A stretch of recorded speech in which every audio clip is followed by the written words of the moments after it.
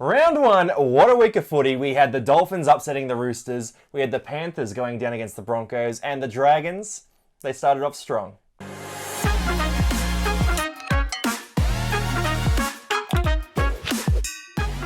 To catch you up on the format here, we're going to go through three things for each game. We're going to go 3-2-1 on every game.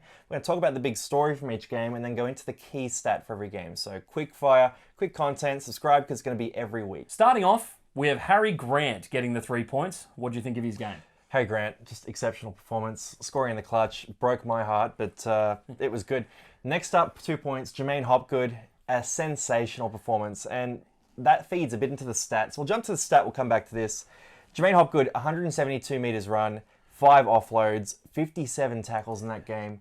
Just a monstrous performance in terms of work rate, but also really explosive. Yeah, look, he, for a young kid who's only played 9 games in the NRL, played years above his actual age and just showed what the kind of player that Para have believed him to be and really lived up to the hype that he garnered at Penrith. So, good to see him get a good start.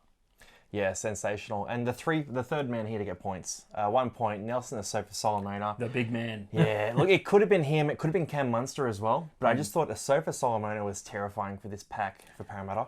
Just absolutely belted blokes. Pass people aside. And, I did say in our weekly preview that, Para were looking a little bit thin and he terrorised them down the middle late. And I think Para, going into that golden point, they were a little bit lazy. Nas really, kind of broke them apart, and that allowed Harry Grant to get that, that finishing try. And I know it was sad, but it's all good. There's plenty of week to come. 0-5, I'm predicting for Parramatta. Wow, that's really sad.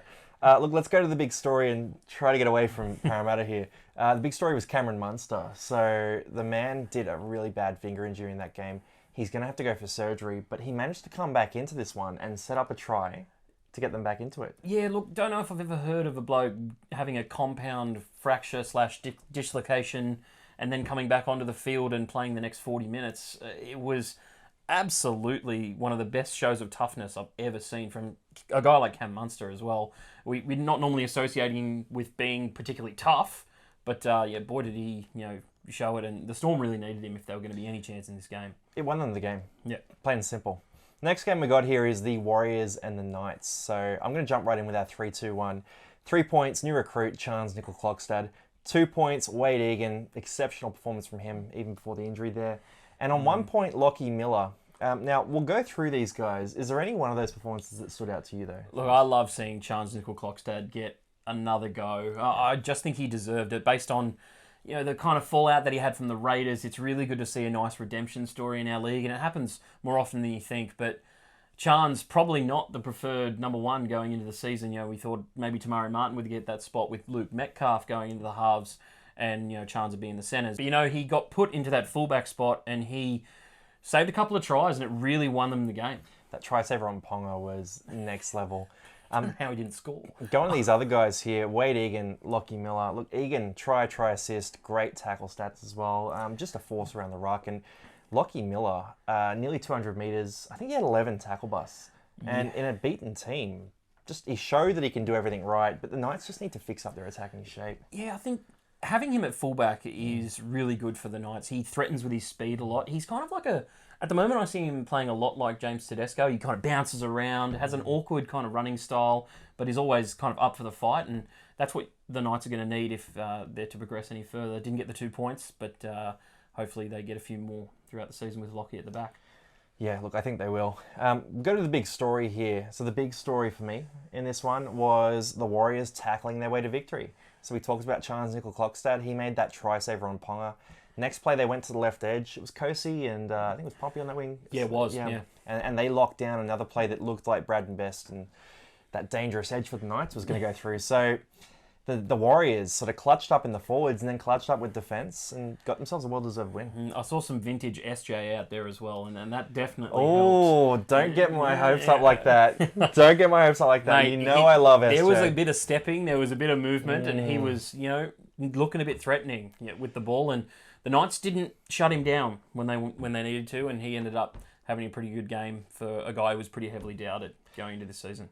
Yeah. No, look, if we got prime SJ and this forward pack for the Warriors, and then you had Chance Nickel-Klokstad's toughness out the back. It could be a good season for the Warriors. So many positives out of that forward pack as well. Guys like Jackson Ford stepped up in a really big way, and Murata Niokore is a very good signing that I thought the Warriors had there, and he also showed that he was worth the money. Key stat for this one: Wade Egan, 1 try assist, 4 tackle busts. He's not thought of as an attacking hooker, so for them, that's pretty awesome.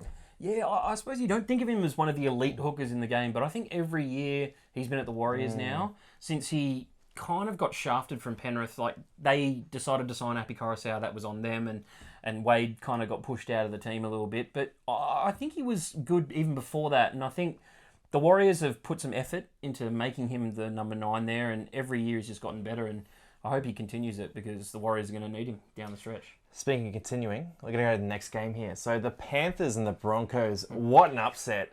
What an upset. And tell you what, Herbie Farnworth is our 3-pointer today. He continued his form from England. He scored 2 tries. I think he made around about 150 metres. He was just everywhere in this game. Yeah. It was so tough because Penrith didn't really give them much. They had numerous sets on the Broncos line, and Broncos goal line D held up. And that's what the Broncos are going to need down the stretch of the season. I'm not worried about the Broncos at the start of the season because we saw last year with 8 rounds to go, they were sitting in 4th and it completely collapsed. So until they show me that they can do it for 24 rounds or 27 rounds, then I'll give them some props. But to beat the Premiers at home is not an easy feat that we've seen over the last couple of years, and they deserve all the props in this one. And the Premiers were near full strength. It's not like they were missing players that they're going to have this year. Leota was good as well off the bench, and I thought that maybe they could get something going, but it starts again with Brisbane. They just battered them down the middle. They out Penrith. But that's where Leota, I think he was the one guy making those dents in the Brisbane defensive line, putting on those hits. Like, he did a few things that could have turned momentum a few different times, and he's not normally the guy you think of. You normally think Fisher Harris, you normally think, Kickout back in the day, or Isaiah Yeo, or one of these other guys. But Leota impressed me massively in that game. We'll jump to the number 1 point and his opposite number, Payne Haas. 200 metres. He had 5 or 7 tackle busts in that game. A near perfect tackle record. Yeah, he was unstoppable. It's really good to see Payne Haas kind of focused and injury-free is what we want to see out of him for the Broncos and for New South Wales this year. And, just continuing that good form that we've always seen from Payne Haas. So that's really good to see. The big story out of this one is Penrith getting, kind of embarrassed at home for the second week in a row, really. It's 13-12. Same scoreline. Yeah, and it happened to St Helens, and I spoke about before the season, in our preview video, that they got their pants pulled down against St Helens. They really need to turn up this game, and they can't score points. Like 12 points against St Helens, 12 points against Brisbane. I mean, it's not that Brisbane were phenomenal on D last year. They, had a bit of patchy form towards the end of the season, and it's round 1, and we shouldn't really be getting too upset. But Penrith just need to find a way to score points. Luai looked lost out there. I mean, there were some new combos to work, so you give them a bit of time. But I do agree, and we talked in the preseason about how they were going to struggle on attack because they lost 3 guys who were in the top 30 for try assists off their roster. So, yeah, we kind of expected this. But if we go to the key stat here, I think that's the key stat. They've lost the last 2 games, 13-12, and in both those games, the 2 tries they conceded were conceded within 7 minutes. So both games they've had a bang-bang, couple of tries conceded, and then just haven't been able to convert dominance into points. Yeah, and when you get to the kind of stage that they were getting to with St Helens, they scored a try late. It just, the whole time that game was going on, you never really thought that Brisbane were in any trouble. And even though the score was close, I thought Brisbane were just going to carry on, even though there was 1 point in it. I thought it was more of a comfortable win for Brisbane than the scoreline actually showed. Yeah. Next up, Manly Seagulls versus the Canterbury Bulldogs. 2 teams that a lot of people are tipping for that fringe in the top 8, and one of those teams signalled a lot of intent here. The key story, Manly Masterclass. They were close to the team of the round. And the big stat here, Daly Cherry Evans, what is he, more than a decade into his career? First career hat-trick of his career. First career hat-trick, first hat-trick of the year. Yeah. Really cool. Is he our 3-pointer? Yeah, he's going to be doing the Carmelo Anthony's at the moment. Cherry Evans, there was a lot of talk about Cherry Evans at the start of the year, and we even may have dissed him a little bit in our halves rankings. Came out and absolutely dominated. We were sleeping. Yeah, from start to finish. He made us look a bit foolish. So good on you, Cherry Evans. I think the best thing for Manly is that they came out strong at home and beat an up-and-coming Bulldogs side with a couple of really good signings. And guys like Kikau look like he really struggled out there. And I'd say that Reed was probably the one and only highlight for Reed was the best player on the field. A friend of mine described it as Reed and a bunch of painters they pulled in from a construction site on the field, because Reed was the only sense of direction that team had. And there are other talented players on the team, other guys who did things, but Reed was that guy for them. He scored that try. He made 52 tackles, something like that. Big motor. Yeah, he's been the guy for them. 1 pointer, Ruben Garrick. Just really reliable on the wing, really explosive, created a lot of chances as well. He's a good winger. Yeah, he's phenomenal. I find it hard that he has never really been considered in the Origin spectrum. Because I think that maybe if you're looking for a guy who can kick goals, defend his wing pretty well, and then also score tries, there's not really a better winger than Ruben Garrick, other than the two that are currently in the team. That's a juicy conversation we're going to have at some point, because if Penrith struggle and Toa struggles... And Manly are going pretty well, and they look pretty classy the other night. Yeah, because you can't take Adokar out. No. I think he's been too good. But, yeah, wow. Let's get to the next game before we get bogged down in Origin talk. Your Cowboys, I want you to give me, the big story here. Yeah, look, it was a Houdini act, wasn't it? We're up 18-0, and all hope was looking good. We were looking pretty classy. Some nice inside stuff from Chad Townsend to give it to Drinkwater. Drinkwater was phenomenal in this game as well. Ran for over 100 metres and had 2 tries in this game. And it's back to same Drinkwater, different year as far as I'm concerned. It's good to see. Yeah. I think the try on halftime to Emery Gula was soft, and that kind of sparked in me a bit of, oh no, we're letting in these soft tries, and that's what cost us in the prelim final last year against a pretty good Parramatta side, and we let in those 2 tries to RCG. But we're letting tries go to forwards, which close to the line isn't normally what we do, and then Starling scored a pretty scrappy try as well. And then what I don't like is we did a short dropout where we were only up 6. And we just showed the league what can go wrong from a short dropout when you're up 6, because it went from us being up 6 to a botched short dropout, and we were even. Yeah, and then it came down to us scoring our only point in the half to Chad Townsend, who kicked a field goal with about 5 minutes to go. I mean, you play the odds, right? You play the odds when you're talking about short dropouts. I still think they make sense statistically, but it is an emotional move if you get it wrong. Most teams are taking the percentage play now, and they prefer to have the short defensive line rather than giving some teams some space with the ball. There was a lot of talk pre-game on the Cowboys players, so guys like Drinkwater, guys like Ruben Cotter, Tom Dearden, Reece Robson, all these guys who had career years last year. Jeremiah Nanai. Can they replicate that this year? And there are a lot of questions about that from different people. We were back in the Cowboys to get there, but the performance it didn't really say anything in either direction for me. Saying that a 3-2-1 does say a lot. So Scotty Drinkwater gets our 3 points. Ruben Cotter gets 2. They're 2 guys who people are asking questions about. 2 guys who turned up. And then 1 point goes to Tommy Starling off the bench. So he sparked a ton. He set up that Gula try. He scored another try. He was really good, and I've been feeling like he deserves more minutes for a long time now, and Danny Levi doesn't change that for me. The Danny Levi thing is interesting. I think Tommy's good off the bench, though. When he comes on, he can really spark the attack, and he changed the game. I think give him 60. Yeah, well, I think Not 35 or whatever it was. Yeah, I know. It was too small amount of minutes for him, but when he comes on, he really changes the direction of that team and gets them going forward, and that's what you need. But hopefully we win a bit more comfortably in the next couple of rounds to get away. We've got a pretty easy draw, the Cowboys. So I suppose the key stat from this game as well is that the Cowboys back 5 all ran for 100 plus, and that went really a long way to us getting a lead in this game, and then kind of holding it. We still had those defensive lapses, so interested to see what happens. Next up, the Lockie Ilias Revenge Tour. That's our big headline for this one.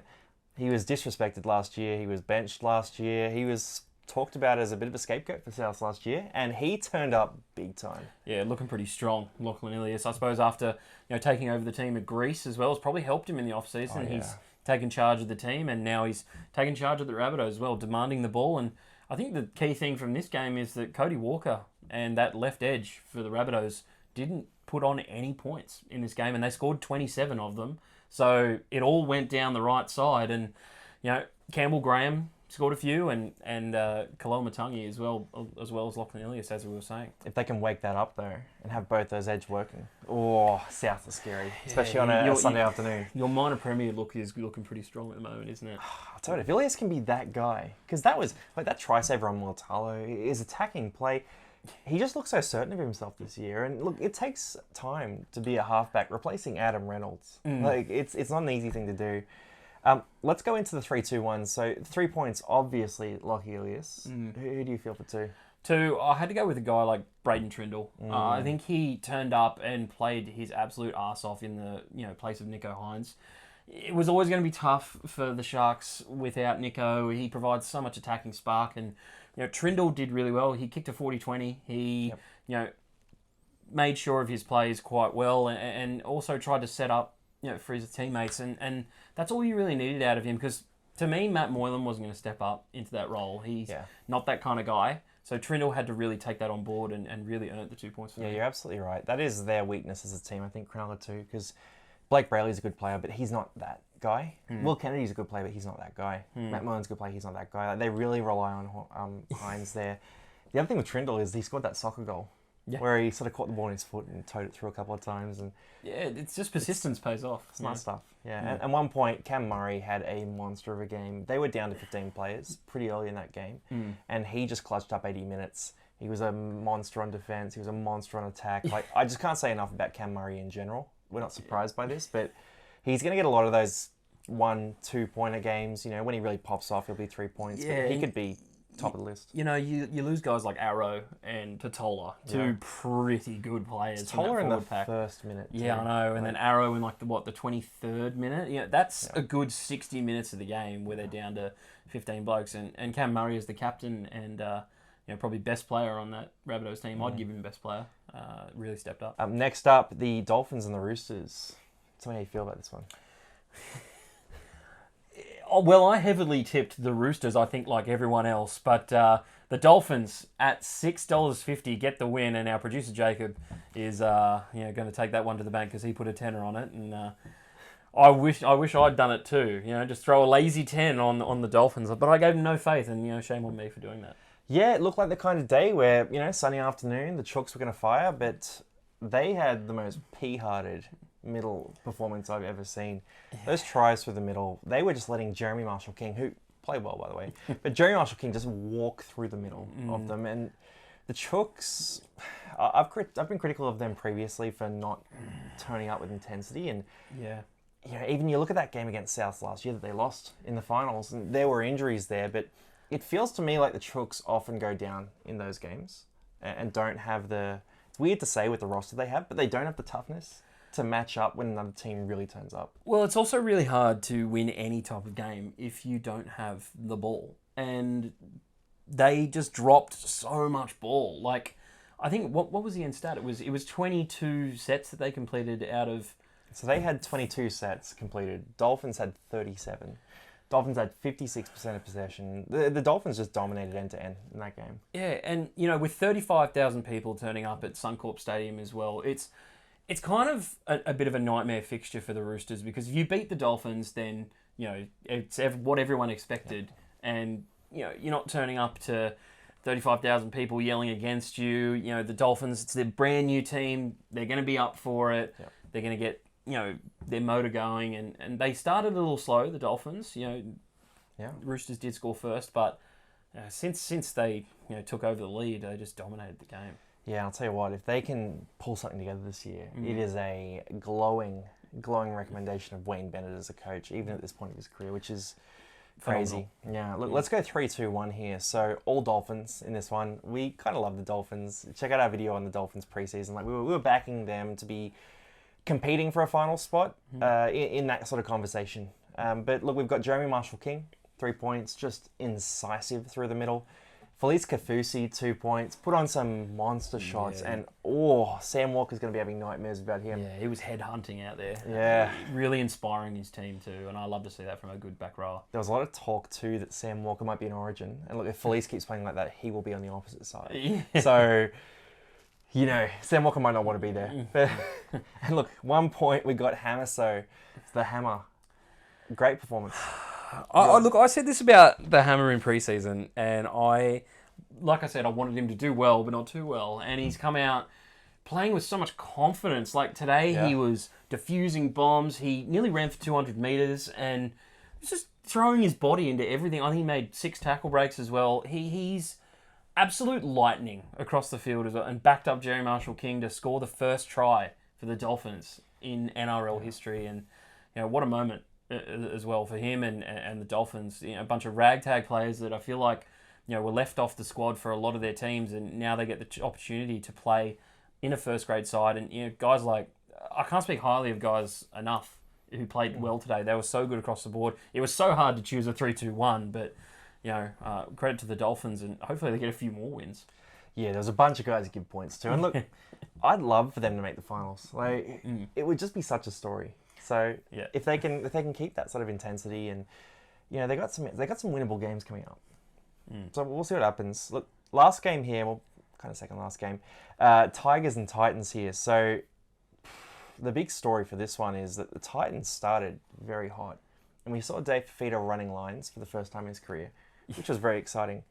We then saw Kieran Foran hobble off the field and hobble up the tunnel. So Foz on the rack is our big story here, just in that Foran was a big part of the change happening at the Titans, and that may be over.